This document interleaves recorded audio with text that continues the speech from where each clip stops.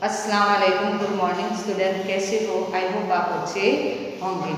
चलो बच्चों, आज हम कक्षा 1 हिंदी में री की मात्रा का अभ्यास करते हैं। बच्चों, स्वर जब हम बोलते हैं, स्वर किसको कहा जाता है? अ, आ, ई, उ, री, ए, ऐ, ओ, औ, अन, अः। तो उसमें जो हम री से ऋषि वाला बोलते हैं उसकी मात्रा का अभ्यास करते हैं। बच्चों, री ये जो है वो स्वर है, उसको गुजराती में रू कहा जाता है, हिंदी में री बोला जाता है। उसकी जो मात्रा है वो सी जैसी, इंग्लिश में हम सी लिखते हैं ना, ऐसी सी की तरह उसकी मात्रा होती है। बच्चों, यहाँ मैंने पे व्यंजन लिखे हुए हैं।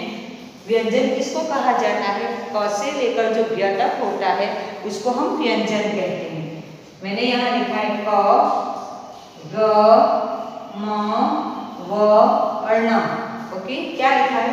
क, ग, म, व और न। अब बच्चों, इसके साथ री की मात्रा लगाएंगे। क्या लगाएंगे? री की मात्रा। बच्चों, ये जो री है वो स्वर है।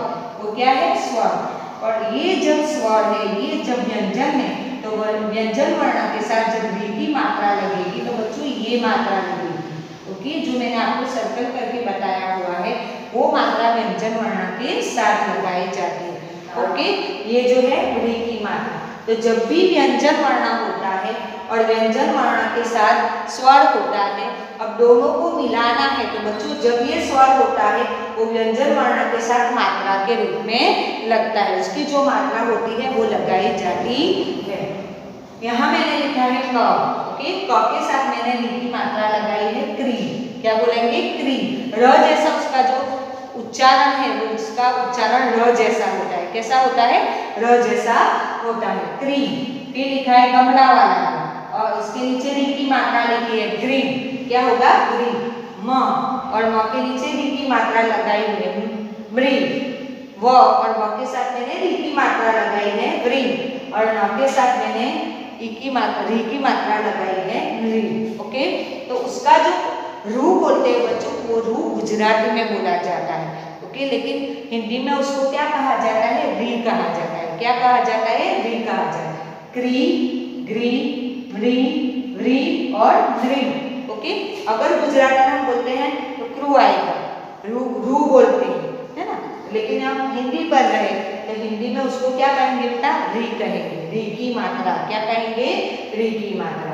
अब री की मात्रा वाले हम शब्द लेते हैं। बच्चों, यहाँ लिखा है री प्लस सी।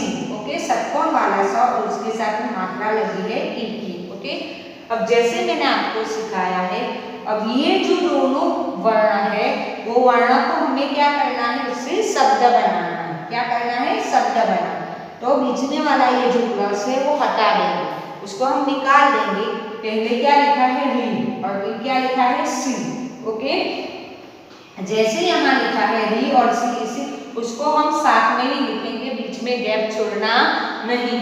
तो क्या होगा बच्चों? ऋषि। क्या होगा? ऋषि। यहाँ ये जो री है वो हमें स्वर के रूप में दिया है, इसीलिए उसकी मात्रा नहीं लगी। ये जो री है वो री क्या है? उसके साथ मात्रा नहीं लगी, ये सीधा स्वर है। क्या है बेटा? स्वर। तो ये स्वर के रूप में ही लगा है, इसीलिए यहाँ री की मात्रा नहीं लगी। ये री हमें स्वर के रूप में दिया है। ओके, फिर उसके बाद है री प्लस टू, तो उसको हम क्या बोलेंगे? ऋतु। क्या बोलेंगे? ऋतु।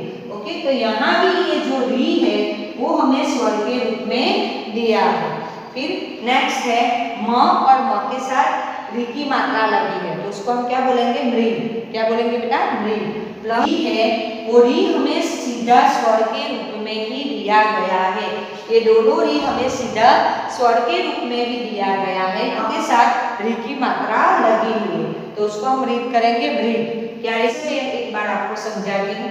अगर व्यंजन वर्ण के साथ स्वर होता है, व्यंजन वर्ण के साथ जब स्वर होता है तो वो स्वर उनकी जो मात्रा होती है वो मात्रा के रूप में लग जाता है।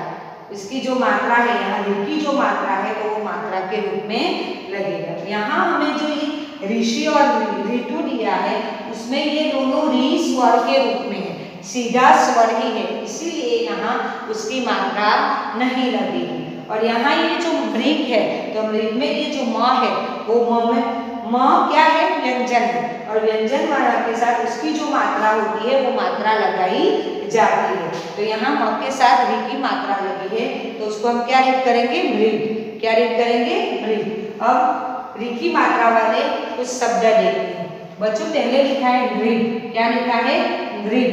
तो ग्रीड में न के साथ री की मात्रा लगी हुई है। कृपा, कृपा में क के साथ री की मात्रा लगाई गई है। दृढ़, दृढ़, दृढ़ में न के साथ री की मात्रा लगी हुई है। कृषक, कृषक का मीनिंग होता है जिसको हम किसान कहते हैं, है ना। किसान जो खेत में काम करता है उसको क्या कहा जाता है, किसान कहा जाता है। उसका दूसरा वर्ड है कृषक। क्या है, कृषक। तो कृषक में क के साथ री की मात्रा लगी हुई है। कृष्ण, कृष्ण में क के साथ री की मात्रा लगाई गई है। फिर है कृषि, कृषि, कृषि में भी क के साथ री की मात्रा लगाई गई है। अमृत, अमृत में म के साथ री की मात्रा लगी हुई है। वृषभ, वृषभ में व के साथ री की मात्रा लगी हुई है। पृथ्वी, पृथ्वी, पृथ्वी में प के साथ री की मात्रा लगी हुई है। और लास्ट में है कृति, क्या है, कृति। तो कृति में क के साथ री की मात्रा लगाई है। बच्चों वैसे तो हम बोलने जाते हैं तो पृथ्वी बोलते हैं ना, पृथ्वी, लेकिन वो पृथ्वी हम गुजराती में बोलते हैं, उसको रू कहा जाता है।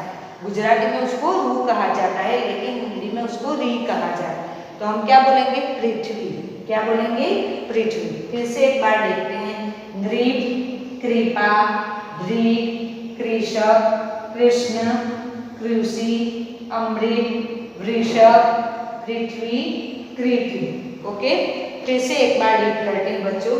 दृढ़, कृपा, दृढ़, कृषक, कृष्ण, कृषि, अमृत, वृषभ, पृथ्वी, कृति।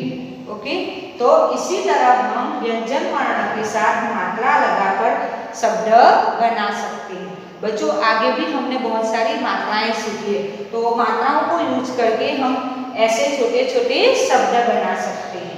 अब यहाँ मैंने दो पिक्चर लिए हुए हैं बच्चों। सबसे पहला ये पिक्चर कौन सा है, कौन सा है, वृक्ष का, है ना, जिसको पेड़ कहा जाता है। हिंदी में उसको हम पेड़ भी कहते हैं और वृक्ष भी कहते हैं।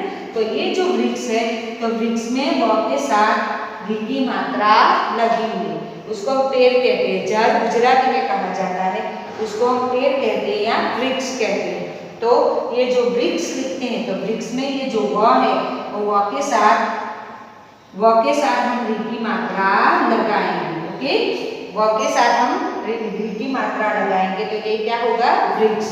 क्या होगा, वृक्ष। ओके, फिर ये कौन सा पिक्चर है बच्चों, कौन सा है, घर। ओके, वेरी गुड, घर का पिक्चर।